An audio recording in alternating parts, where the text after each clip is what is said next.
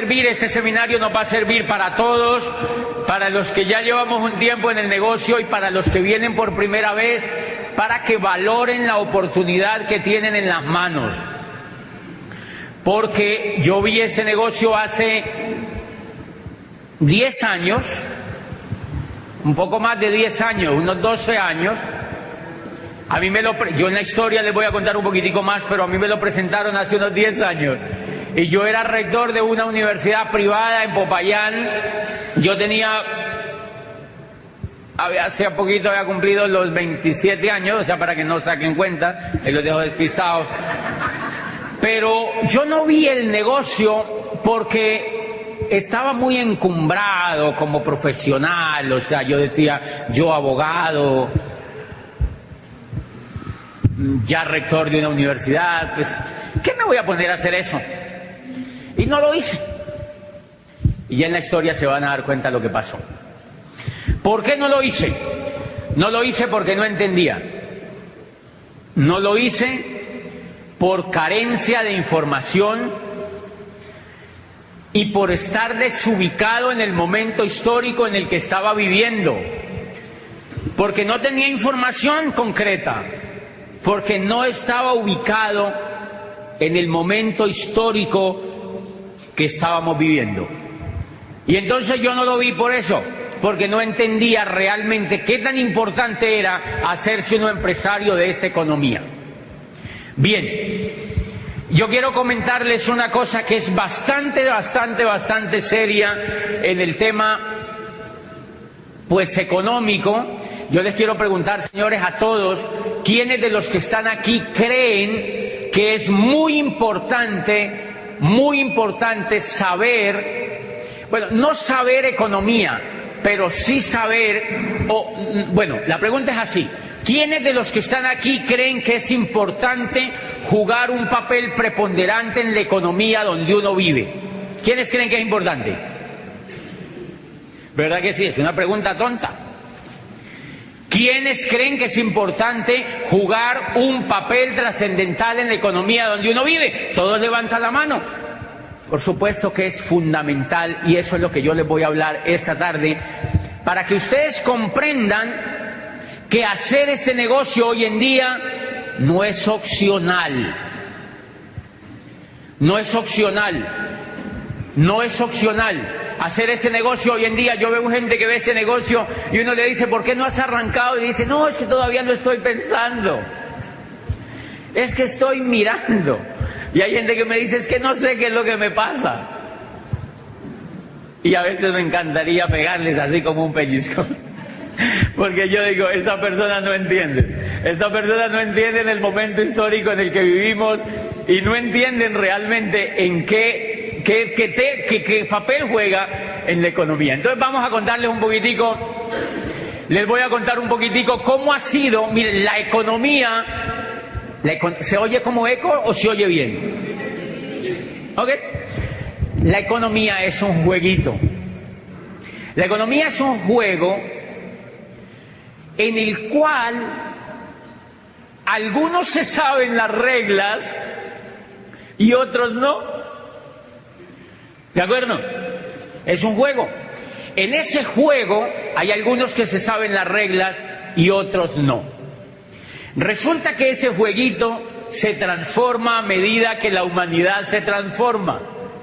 Entonces las reglas de ese jueguito van cambiando y hay personas que pierden el olfato de cómo han cambiado las reglas y entonces no pueden jugar bien el jueguito. Yo les pongo un ejemplo.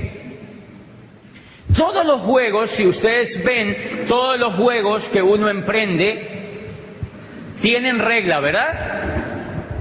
Todos los juegos tienen reglas. Ok. Todos los juegos tienen reglas.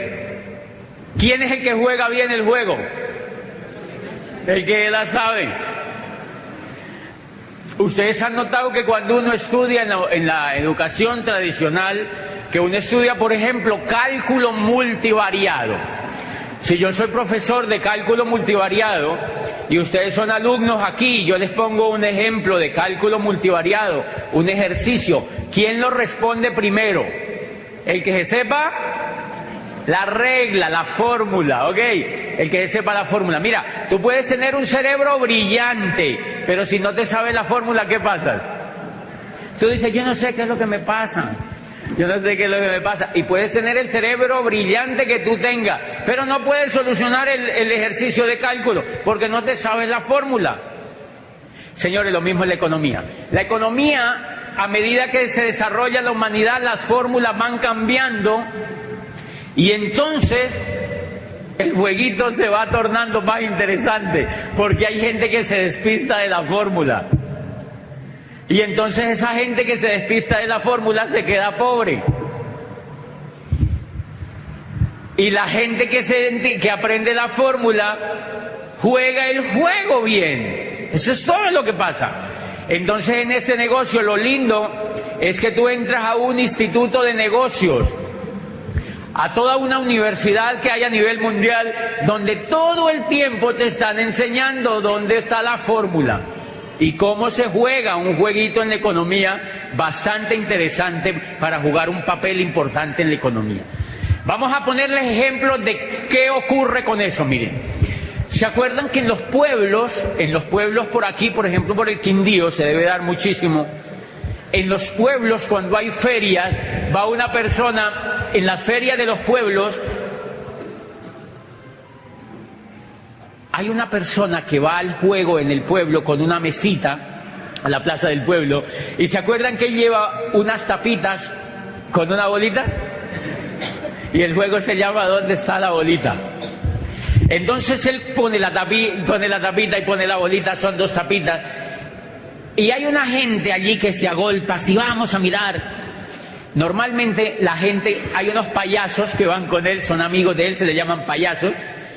Son unos compinches de él, yo no tenía ni idea, eso funciona así. Entonces los tipos van y el tipo dice, uno ve dónde está la bolita, le pone la tapita encima y le empieza a correr encima de la telita y dice, ¿dónde está la bolita? ¿Dónde está la bolita? ¿Dónde está la bolita? Y uno ve dónde está la bolita. Y dice, vamos a empezar con 50,000 pesos. Entonces un tipo levanta la mano y dice, aquí, 50,000 pesos. Dice, oiga, póngalos. Pone los 50,000 y levanta. Y ahí está la bolita. Y ¡fum! Y la gente, ¡wow! ¡Bravo! Sí, se ganó 50,000 en un momentico. Y entonces dice el tipo, entonces el ganadero, hay un mundo de gente ahí, sale el ganadero y dice, ¡wow! Eso está buenísimo. 200,000. Y ponen la bolita ahí, y le ponen la tapita y empieza, ¿dónde está la bolita? ¿Dónde está la bolita? ¿Dónde está la bolita? ¿Dónde está la bolita? ¿Dónde está la bolita? Y el tipo, aquí. Y la levantan y ahí no está la bolita. 200,000 pesitos. El ganadero se pone muy bravo y se va, lo insulta y salen y se van, y los tipos cogen la mesita y se van para Chinchiná. Se van a tumbar otro. ¿Qué fue lo que pasó? El ganadero perdió el olfato de dónde estaba la bolita. Entonces, ¿qué es lo que hacemos en este negocio? Lo que hacemos en este negocio es volvernos profesionales para saber dónde va la bolita. Y eso es lo que está ocurriendo en la economía. Entonces voy a arrancar ahora a explicarles por qué ese negocio hay que hacerlo hoy en día y no es opcional para las personas hacer un negocio de este tipo. Entonces vamos para que me entiendan el tema de la bolita, cómo ha jugado a través de la historia. Miren, yo les quiero contar una cosa que ustedes ya saben, pero la vamos a recordar. Durante toda la historia de la humanidad, siempre ha existido dinero, y por cantidades alarmantes. Los babilónicos, 5,000 años antes de Cristo, millonarios. Desde la época de Nabucodonosor II, hacían hasta los muros que nosotros hacemos aquí para las materas en ladrillo y cemento, allá lo hacían de oro. O sea, ellos no eran como nosotros. Los muros los hacían de oro. Y las estatuas de los libertadores de las ciudades no los hacían de barro como los hacemos nosotros, los hacían de oro. Eran millonarios, eran millonarios. ¿Había dinero? Había mucho dinero. Y desde el tiempo de los egipcios había montones de dinero, los babilónicos, los romanos, y desde el tiempo de los griegos, y durante todas las etapas del desarrollo del hombre sobre la tierra, siempre ha habido riqueza. Lo que pasa es que esa riqueza solamente la manejan los que saben dónde está la bolita. O sea que el tema de la pobreza y la riqueza es que uno pierde el olfato de dónde va la condenada bolita, eso es todo. Y eso simplemente es lo que ha ocurrido. Entonces mire, hemos vivido 3 etapas durante todo el desarrollo de la humanidad, 3 etapas fantásticas, desarrollos de eras económicas, o sea, el juego de la bolita, digamos que el juego de la bolita primero se llamó parqués, y entonces después cambiaron la regla para jugar el parqués, la segunda vez, y ya vamos en la tercera cambiada de reglas para jugar ese parqués. ¿Cuál es el problema? Que hay gente que está jugando el parqués con la fórmula de la primera y dice, ¿qué será lo que me pasa? Hello. O sea, no sabe cómo cambiaron las reglas y por eso la economía de él la tiene achurruscada. O sea, no capta dinero porque sencillamente perdió las reglas de dónde va la reglamentación de ese juego. Entonces yo les quiero preguntar, aquí hay administradores, me imagino economistas, ingenieros industriales, la primera gran era del juego de la economía, ¿cómo se llamó? La era agrícola. ¿Cómo era la bolita en el juego de la era agrícola? La bolita en el juego de la era agrícola, ¿quién la tenía? El que tenía la tierra. Entonces el que tenía la tierra tenía la bolita. Los que no tenían la bolita de la tierra, ¿qué era lo que les tocaba hacer? Trabajaban para el que tenía la bolita. ¿Cómo trabajaban para el que tenía la bolita? Eran esclavos. Eran esclavos. O sea que el negocio en la era industrial era tener tierra. En la era agrícola, perdón. En la era agrícola el negocio era tener tierra. ¿Quiénes tenían la bolita en la era agrícola? ¿Cómo se llamaban los tipos que tenían la bolita en la era agrícola? Se llamaban nobles. Eran reyes. Los terratenientes fueron ahora con los narcos. Pues no, mentira. Realmente en aquella época los que tenían la tierra eran nobles. Nobles. Los nobles eran los dueños de la tierra. Eran reyes, príncipes, condes. Y tenían títulos todo el mundo. Y era tan privilegiado tener la bolita de la tierra que ellos se creían enviados de Dios para administrar el mundo. Por eso el rey era capaz de decir, se acuestan todos a las 7 y si no les echo bala. Listo, se acostaban todos a las 7, porque él decía que era una orden de Dios que le había llegado. El rey era divino. En la época se llamaba el derecho divino de los reyes. Se llamaba el derecho divino de los reyes. O sea, la legislación que existía durante toda la era agrícola era lo que al rey se le diera la gana pensar.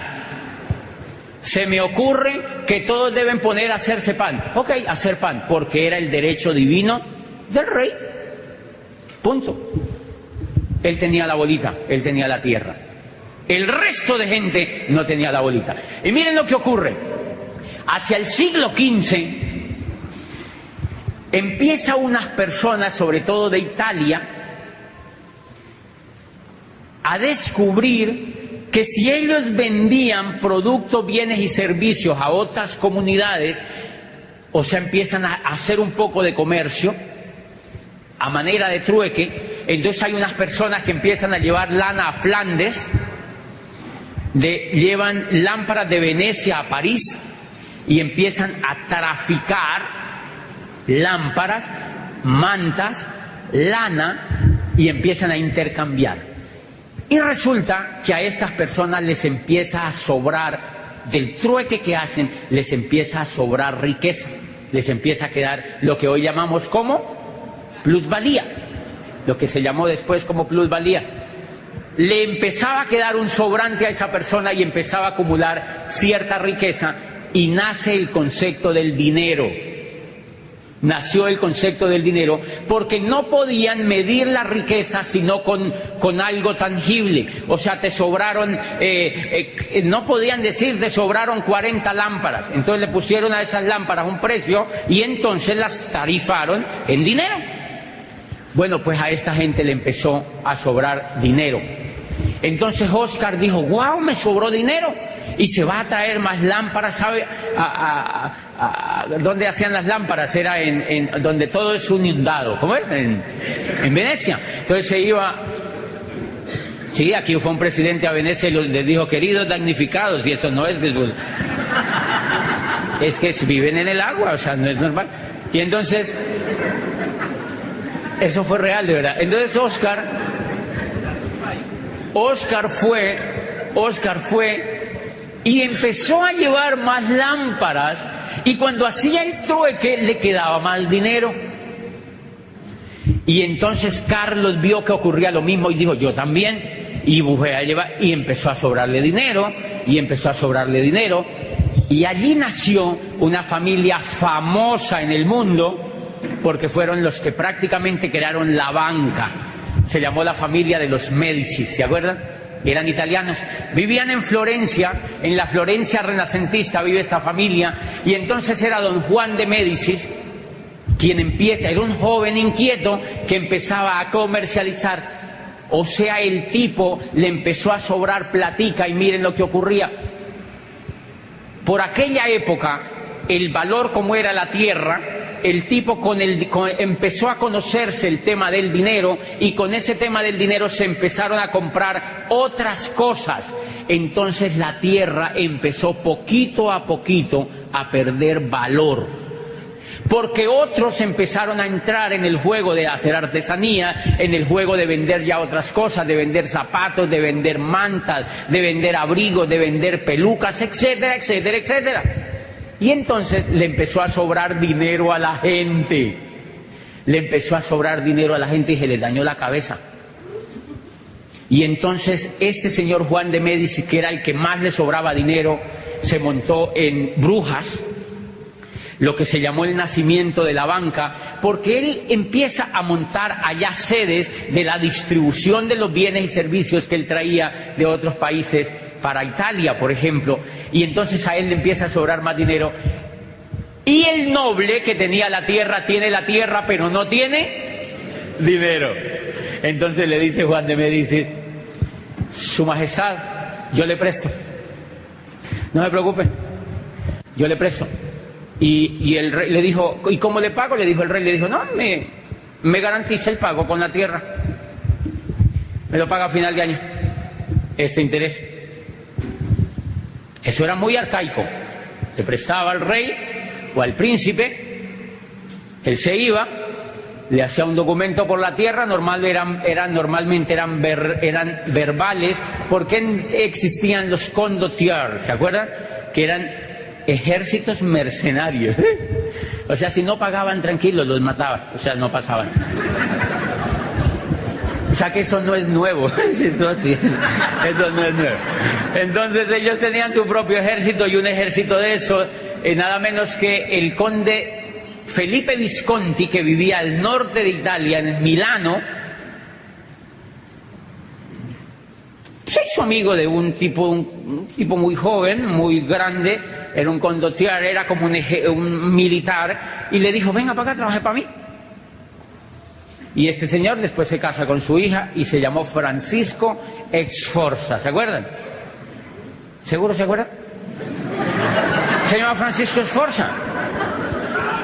Entonces en el norte de Italia viven ellos, y los otros viven en Florencia renacentista. ¿Pero a qué viene todo eso? A que entonces el señor de Médicis le prestaba al noble la plata, le empeñaba la tierra al rey, y cuando terminaba el año el rey estaba pelado, entonces no le podía pagar, y le decía a Juan de Médicis, tranquilo, se quedaba con la tierra. Entonces paulatinamente los nobles empezaron a quedar sin la tierra, quedaron solamente con el título, pero nobles. ¿Algo parecido con la realidad hoy en día? O sea, quedaron nobles pero pelados. con títulos pero pelados, estatus pelatus, empezaron a ver ahí. Y este señor Juan de Médicis se vuelve millonario y crea la banca. Se inventó la banca porque dijo, mira, empecemos a prestarle plata a todo el mundo y se la prestamos a interés. Y el que no pague lo embargamos. Punto. Y allí nació la banca. Ay, eso ha funcionado también.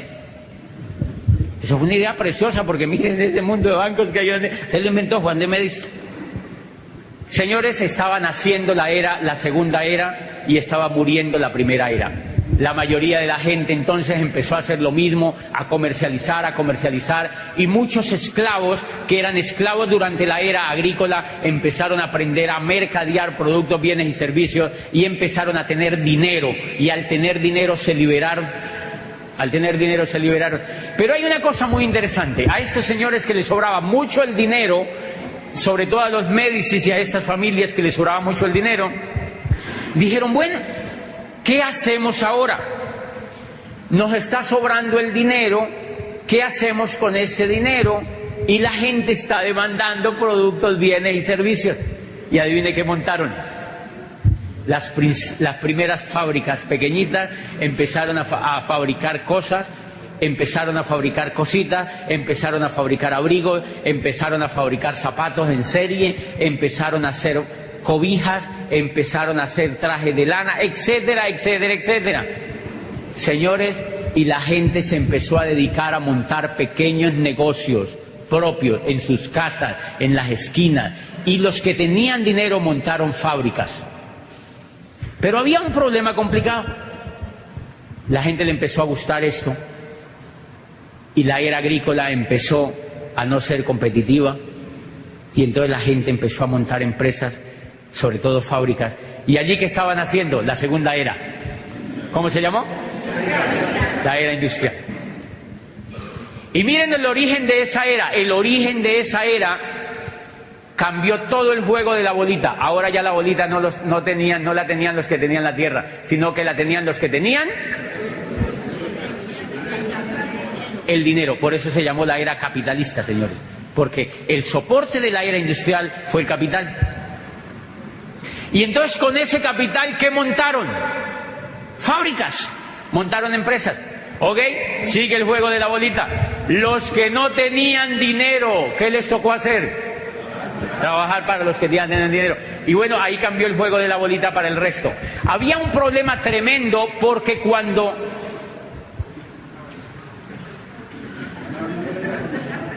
¿Qué es esa boya, Juan David? Y entonces los que tenían... Allí surgió un problema tremendo porque cuando empezaron a montar las industrias, estaba vigente, el sistema que estaba vigente de trabajo era la esclavitud. Entonces ser esclavo en la era agrícola, claro, los que no tenían la bolita de la tierra tenían que ser esclavos. Ser esclavo era buenísimo para los que no tenían la bolita. ¿Por qué? Les daban la comida, les daban el vestido y les daban el techo. Sí, de vez en cuando les pegaban, pero tenían todo, ¿verdad? Les daban la comida, les daban el techo y les daban el vestido. Cuando empiezan a hacer la industria, cuando Watson perfecciona la máquina de vapor y empiezan a adaptar la industria, dicen, eso con esclavos no se puede hacer, porque los esclavos eran perezosongos. Los esclavos eran perezosongos, y con esclavos eso no se puede hacer. Entonces los ricos tuvieron una brillante idea, los que tuvieron la bolita. Dijeron, liberemos a los esclavos. Y empezaron paulatinamente a liberar a los esclavos. Y dijeron, y ahora contratémoslos mediante un sueldo, para que se gasten la plata en lo que ellos quieran, pero en los negocios de nosotros. Qué lindo, ¿verdad? Y entonces mandaron a todo el mundo, liberaron a los esclavos. Váyanse a hacer lo que quieran, muéranse de hambre, no importa. Y los que quieran trabajar, venga para acá, yo los contrato. Uno, primera condición, le pago lo que a mí me dé la gana, porque yo tengo la bolita, usted no la tiene. Entonces estos señores empezaron a pagarle a la gente lo que les daba la gana. Y la gente se empezó a morir de hambre en las calles de París, de Londres, de Florencia, de Roma. Se morían de hambre porque les pagaran, digamos, como lo que es hoy, 50.000 pesos. Entonces la gente con eso tenía que vivir, la cultura, tenía que ir a comprar, tenía que pagar la educación y el techo y el abrigo. La gente no podía ni comer con eso y se empezó la gente a morir de física hambre y apareció la primera revolución del trabajo posteriormente, ¿se acuerdan? La gente se rebotó y salió a la calle. ¿Saben qué hicieron? Quemaron las fábricas en Londres.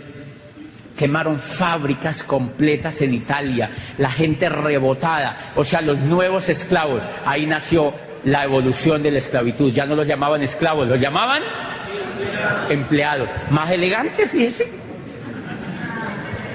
Lo llamaron empleados. Y entonces se rebotaron los empleados, los trabajadores, quemaron las empresas y exigieron que las cosas cambiaran. Entonces el incipiente gobierno, que ya era un poco más civilizado, ya no eran muchos los reyes porque ya habían empezado a perder poder porque ellos ya no tenían la bolita. Entonces ya el que gobernaba en Florencia era Juan de Médicis. El rey lo mandaron para el carajo porque él perdió la bolita. ¿Quién lo mandó a no saberse la regla? Entonces el chao al rey. Y Francisco Sforza en Milano se hizo el duque. Felipe Visconti murió, lo enterraron y él se casó con la hija de Felipe Visconti, era un soldado de... Y entonces Felipe Visconti se murió y Francisco Sforza lo proclamó el Consejo de Milán como el nuevo duque de Milán. Francisco Sforza, el que tenía la bolita. Y en Florencia proclamaron a Juan de Médicis y toda esa gente. Ok, cuando la gente se rebota, cuando los trabajadores se rebotan, exigen que cambien las condiciones y el incipiente gobierno entonces sale y dice, ok, ustedes pueden contratar a la gente, la pueden emplear, pero mínimo les tienen que pagar el salario mínimo. Y ahí nació el salario mínimo. Ese es el origen del salario mínimo. Empezaron a tener una noción del salario mínimo. Les dijeron mínimo, les tienen que pagar lo mínimo. Adivinen por qué el salario mínimo es salario mínimo. Para que la gente no se vaya a morir de hambre. Es como para que estén ahí respirando así, como para que al menos medio alcancen a ir a trabajar y se acuesten y vuelven y se paran y vuelven y lleguen y vuelven y se paren y vuelven y lleguen, como para que no les falte el oxígeno al menos papa y yuca comen, arroz, no importa, para que alcancen medio a respirar. ¿Ok? Y les hicieron una segunda prohibición. Les dijeron, ustedes pueden seguir empleando a la gente, les tienen que pagar mínimo el salario mínimo. Y segunda prohibición, no les pueden pegar. Por eso a los empleados no le pegan. Por eso es que a un empleado no le pegan. No le pegan físicamente, pero le pegan psicológicamente. O sea, la violencia cambió. Adivinen qué fue lo que pasó. Sencillamente la esclavitud evolucionó porque perdieron el olfato de dónde iba la bolita. Y hubo una gente que sí supo para dónde iba la bolita y se volvió industrial en esa época. Y entonces hay una cosa que yo les quiero explicar a partir de ese momento. Para eso les cuento esto. Miren, la era industrial estandarizó todo. Trajes en serie, zapatos en serie, correas en serie, cachuchas en serie. Aquí se puede decir cachucha, ¿verdad? Ok. ¿Sí? Es que como yo acabo de venir de Argentina, imagínate. En Argentina cachucha es el órgano femenino, imagínate. Entonces yo allá le dije a una señora, ay, qué linda cachucha. Y la señora me miró re mal y dijo, ay, ¿cómo así la señora? No se puede decir cachucha ya. Casi me muero de la pena ya porque allá no se puede decir cachucha.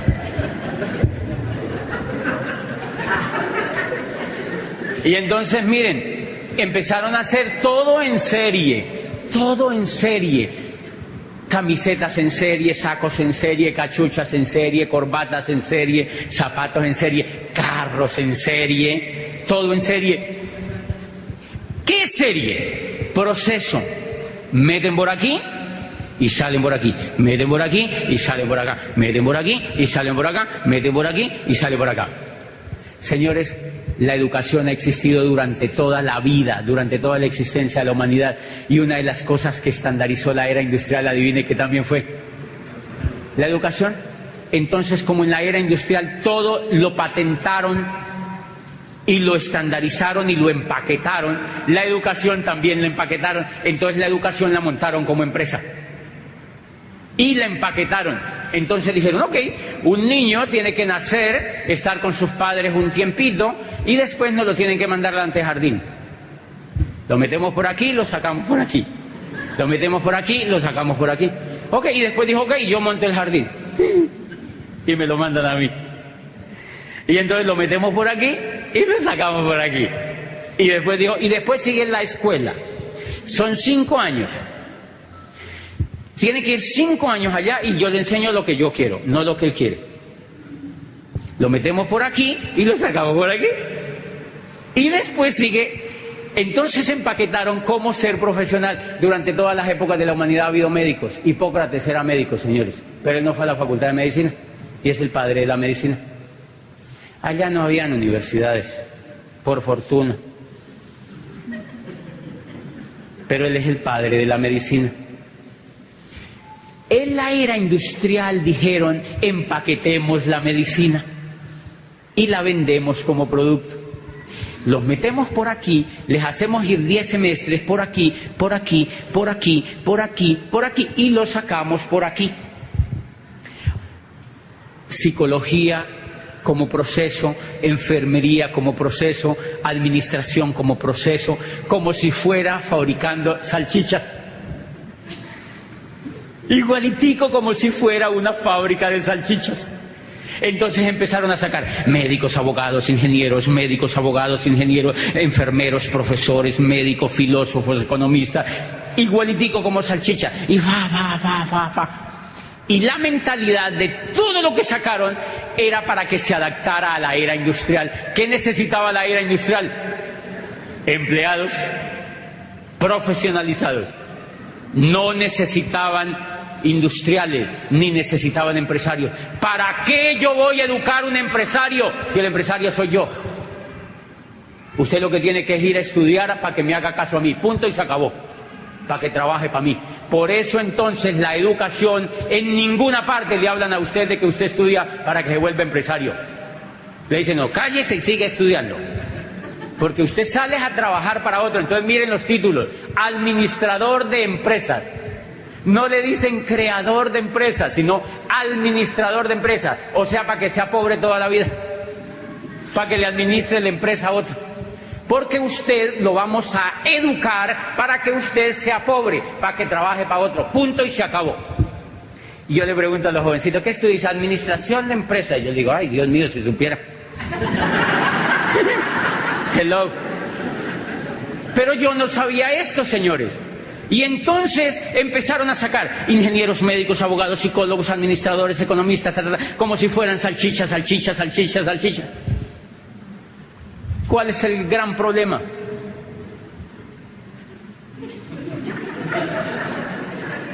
Eso parece una procesión cada rato, ¿verdad? Y todo el mundo es mirando el muñeco a ver para dónde se lo lleva. Ok, tranquilo, Carlos Mario, no se ponga nervioso, siéntese otra vez. Ah, no, él no es Carlos. Es Mauricio. Miren, interesante lo que pasó. ¿Qué ocurrió?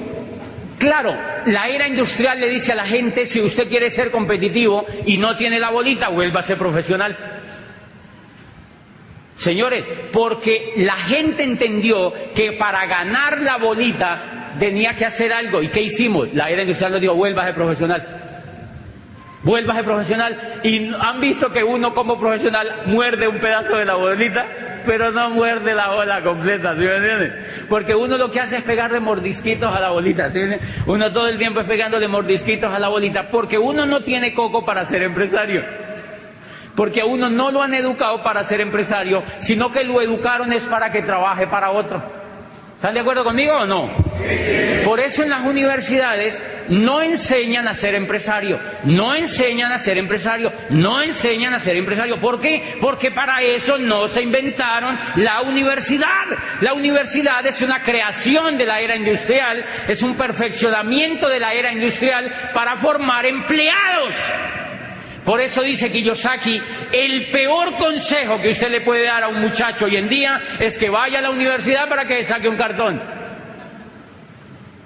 ¿Por qué Entonces, ¿qué fue lo que pasó, muchachos? Que la gente empezó a profesionalizarse, salchicha, salchicha, salchicha, salchicha, salchicha, salchicha, salchicha, salchicha, y la era industrial empezó a acabarse, se acabó la era industrial y las universidades siguieron salchicha, salchicha, salchicha, salchicha, y las salchichas ya nadie se las quiere comer. Las salchichas ya nadie se las quiere comer y siguen las universidades. Salchicha, salchicha, salchicha, salchicha, salchicha, salchicha, salchicha, salchicha. Las universidades, nadie se quiere comer ya la salchicha y eso se llama crisis. ¿Quién le dijo a usted que se hiciera salchicha? ¿Quién le dijo a uno que se hiciera salchicha? Carencia de información. Carencia de información, la bolita cambió y uno siguió haciéndose salchicha. Señores, ahora ustedes dirán, ay, él tan resentido. Pues miren, yo les cuento lo siguiente. Yo me hice abogado,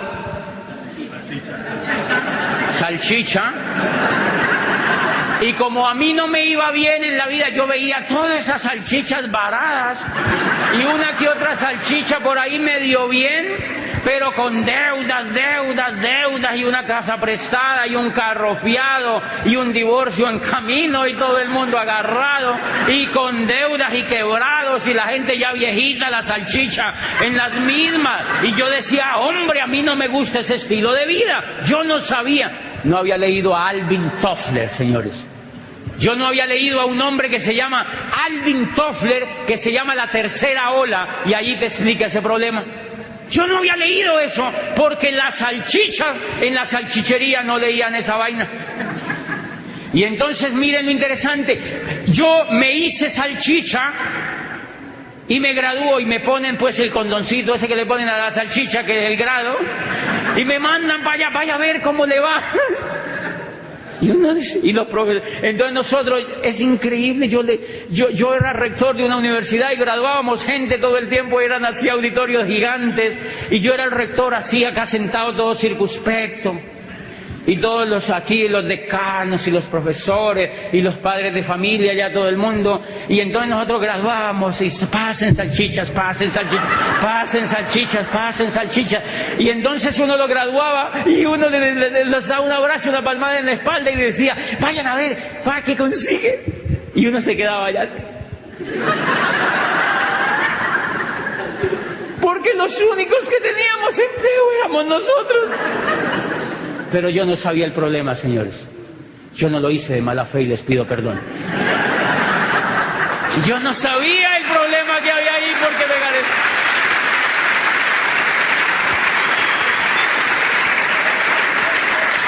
Me faltaba información, la información es impresionante. No cualquier tipo de información. No es cualquier tipo de información la que hace falta. Y entonces yo sí veo a esos muchachos en la calle. No hay nada, dicen. No hay nada. Señores, los muchachos están regalando por 700.000 pesos. Estas empresas, y no es culpa de las empresas, es culpa de nosotros, los mismos papás y la misma cultura, por ignorantes, porque no nos hemos puesto en la tarea de averiguar y de hacer todo lo que hace Vicente. ¿Para dónde va la gente? ¿Para dónde va Vicente? ¿Para dónde va la gente? Y entonces, mi amor, ¿qué vas a hacer ahora? Vuélvete profesional. Y el muchachito dice, profesional, yo también. Porque él como que intuye, dice, salchicha, yo también. Señores, ¿saben por qué los niñitos no quieren estudiar? Porque no les gusta el estilo de vida que llevan sus papás. Los niños no quieren ir a la escuela. Me impresionó ahora en Nueva York, yo estuve ahorita en Nueva York, en una gira que me tocó hacer con este negocio,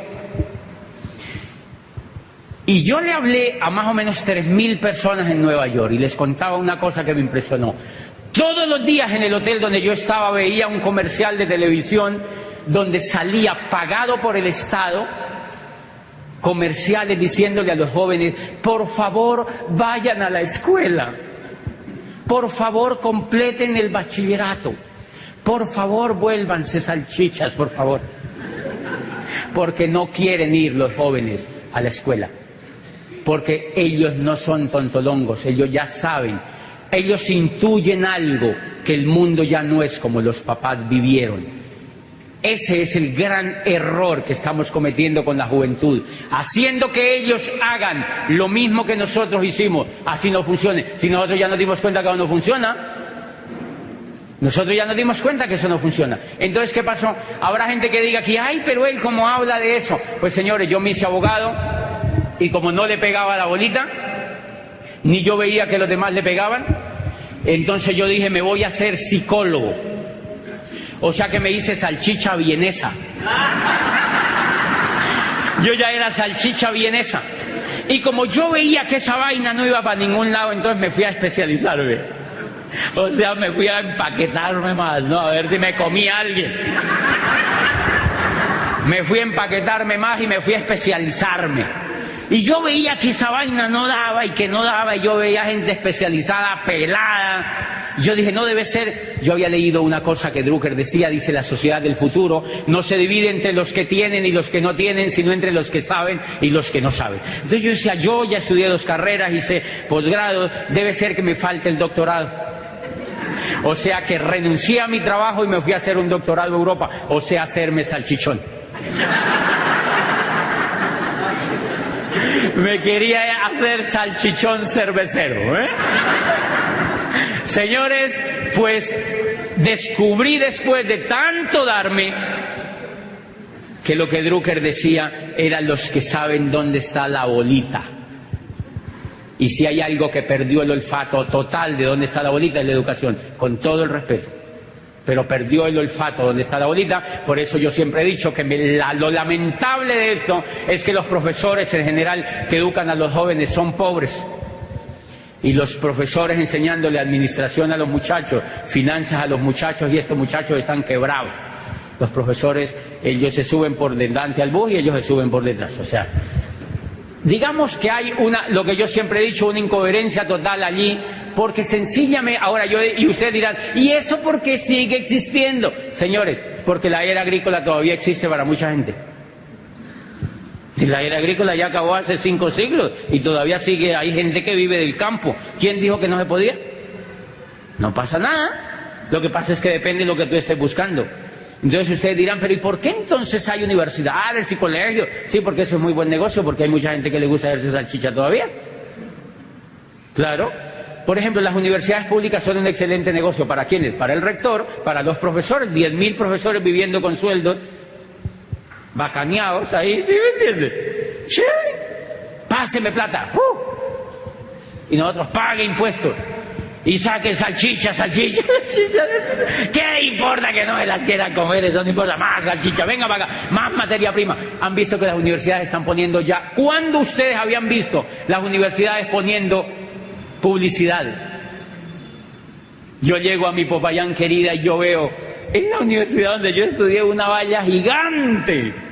Venga a estudiar una carrera del futuro. Y yo digo, ay, esas salchicherías están como mal ya. Porque tienen que ponerle a la gente ya publicidad como si fueran cremas de dientes las carreras. Porque los muchachos no quieren. Los muchachos no quieren. Bien, ¿a qué viene todo esto? ¿A qué viene todo esto? A que en este negocio, señores, y me encanta, y ahorita me presentaron un muchachito que tiene 17 años, y él está decidiendo estudiar su carrera. Yo digo, pues estúdiela, o sea, hágale. Vuélvase salchicha, mi amor, o sea, hágale. Pero después no se queje.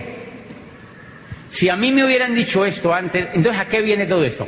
Que tú cuando entras a este negocio, miren la percepción equivocada de la mayoría de la gente allá afuera. La gente allá afuera, en su mayoría, cree que usted entra a este negocio a vender productos. ¿Sí me entiende? Señores, lo principal que usted entra a este negocio es hacer una carrera profesional para hacerse empresario de la nueva economía. Y eso está por encima de cualquier carrera, señores. Ese es el privilegio al ingresar a un negocio como esto, y por eso yo descubrí este negocio. Miren el libro que yo tengo en la mano. Los nuevos profesionales. Se llama el surgimiento del network marketing como la próxima profesión de relevancia. O sea que este muchachito que me preguntó hoy si él le gusta este negocio, él podría darse el lujo de no hacer ninguna carrera y estudiar esto como una carrera profesional, porque aquí no le van a dar título. O bueno, sí le dan título. Yo tengo un título, yo soy Diamante Foundation. Qué bonito, ¿verdad? O sea, yo tengo un título. Señores, y Rodrigo y Gloria Correa tienen un título que se llama también Diamante Fundador. Y ellos hablan por el mundo. Y ellos no fueron a la universidad. Pero miren lo interesante. Estos señores tienen el estilo de vida que cualquier salchicha le encantaría tener. Ay, yo vivo con ellos viajando. En Las Vegas nosotros dijimos, ay no, la gente, ¿por qué será que no hace esto? En Las Vegas nosotros felices allá. Y ahorita que yo estuve en Nueva York, a mí me impresionó porque yo estaba hablándole a 3.000 personas en pleno Manhattan, enseñándoles un colombiano cómo hacerse empresario de esta nueva economía. Y yo decía, qué privilegio, Dios mío, qué privilegio. Y como rector de esa universidad en Popayán, a mí no me invitaban ni al Bordo Cauca, mi amor. Me invitaban era a Santander de Quilichao, Titiribí, o sea, ¿sí me entiende? Y ahora, como diamante de este negocio, hablando en pleno Manhattan sobre la nueva economía. Esto es lo que dice este señor en este libro, los nuevos profesionales, el surgimiento del network marketing como la próxima profesión de relevancia. ¿Saben quién es este señor? Un salchichón cervecero famosísimo. Es egresado de la mejor salchichería del mundo, de Harvard University. Es egresado de Harvard, que es la mayor salchichería, la salchichería más prestigiosa del mundo. Y este señor dice que el network marketing surgirá como el método de distribución más poderoso y el modelo de empresa más atractivo en la nueva economía. Y dice que las universidades en el futuro van a enseñar network marketing como carreras profesionales. ¿Saben cuándo va a ser eso? Por ahí en el 2150 más o menos. Las universidades se demoran unos 150 años en entender la bolita. Si no, le voy a poner un ejemplo. Es triste decirlo, pero mire, cuando Galileo Galilei descubrió que la Tierra no era el centro del universo, eso fue hacia 1600 y pico, este italiano brillante tenía 69 años y ya había perfeccionado el telescopio de Hans Lippershey y había visto el universo, se había dado cuenta que la Tierra no era el centro del universo.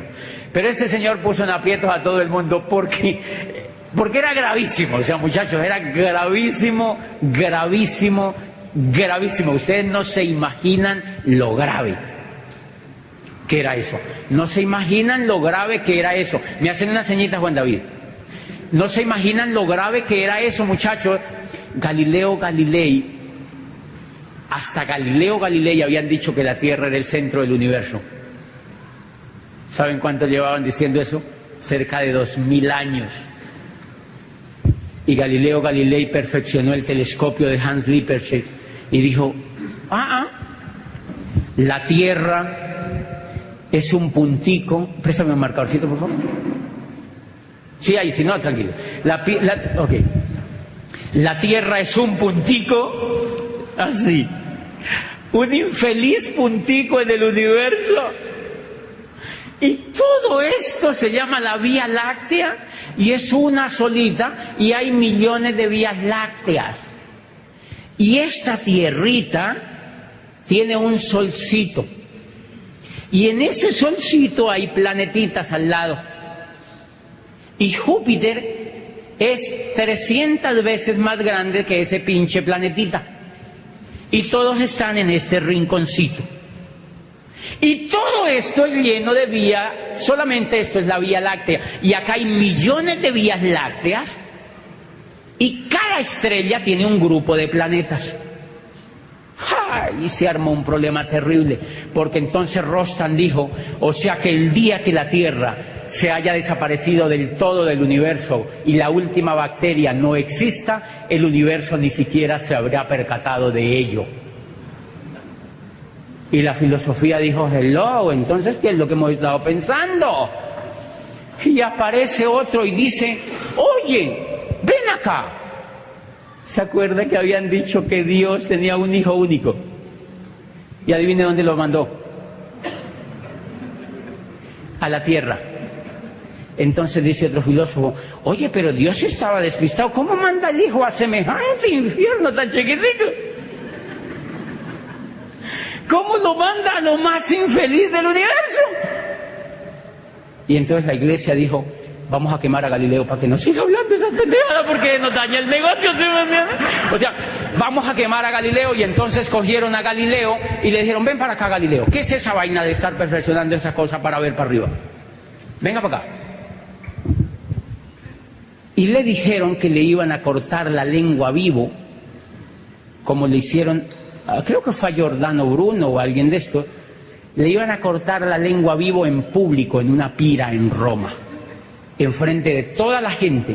Y Galileo tenía 69 años, y entonces dijo, no, hagamos, le dijeron, este tribunal le dijo, hay solamente una condición, o usted se retracta, o yo le corto la lengua y lo quemo vivo.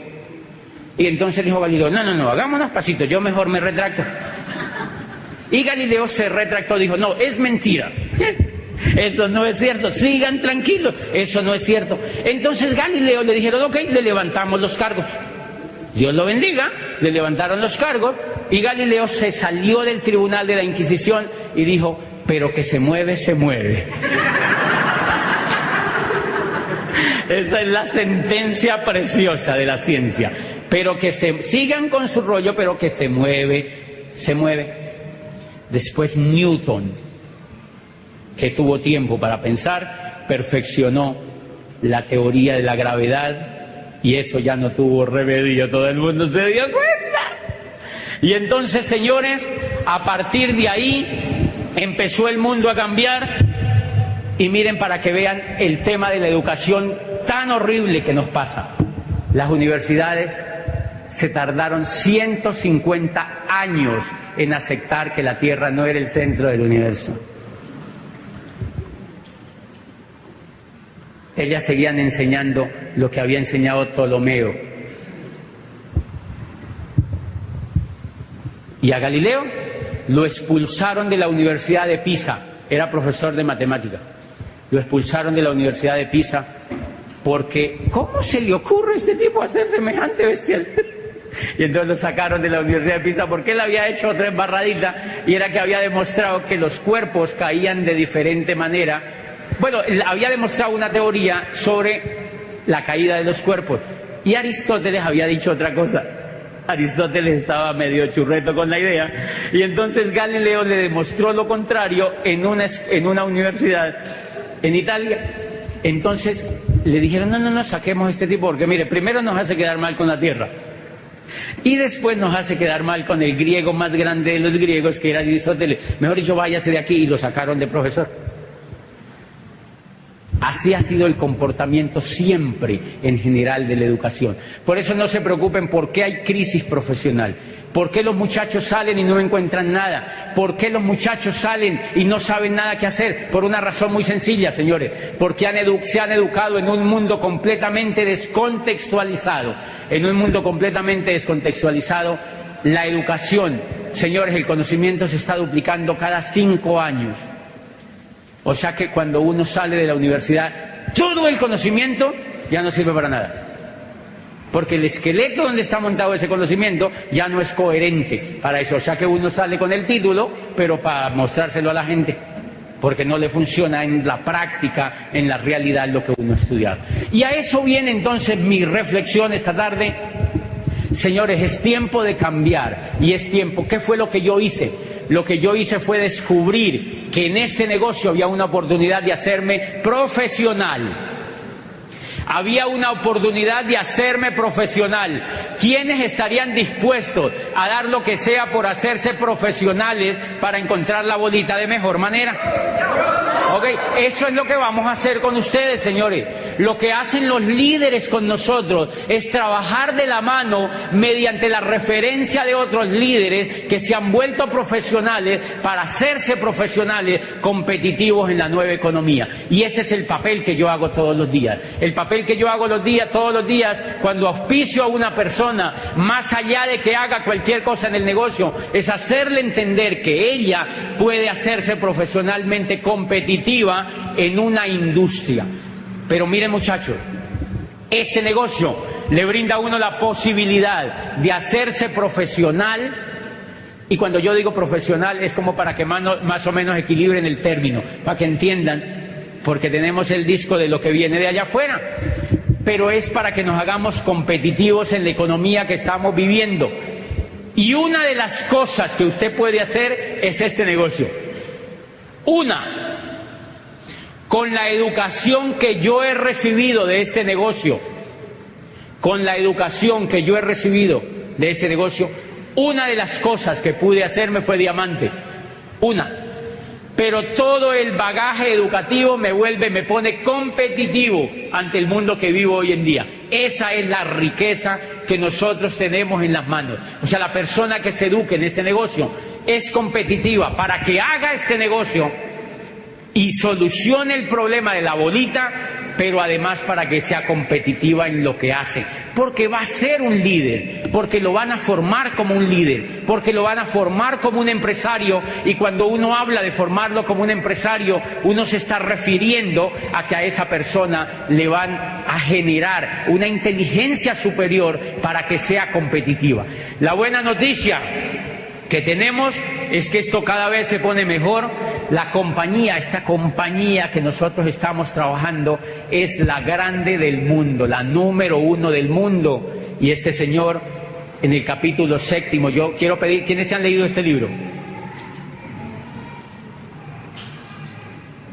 Muy poquitos.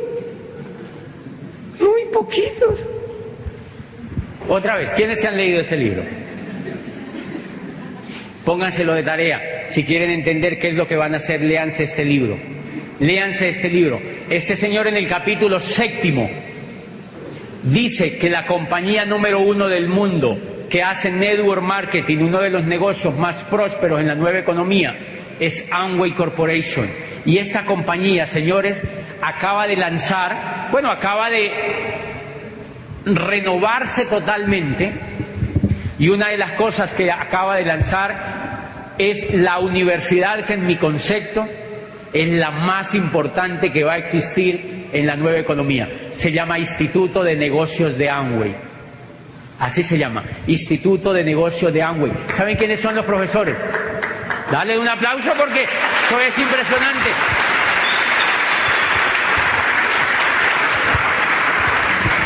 Se llama Instituto de Negocios de Amway.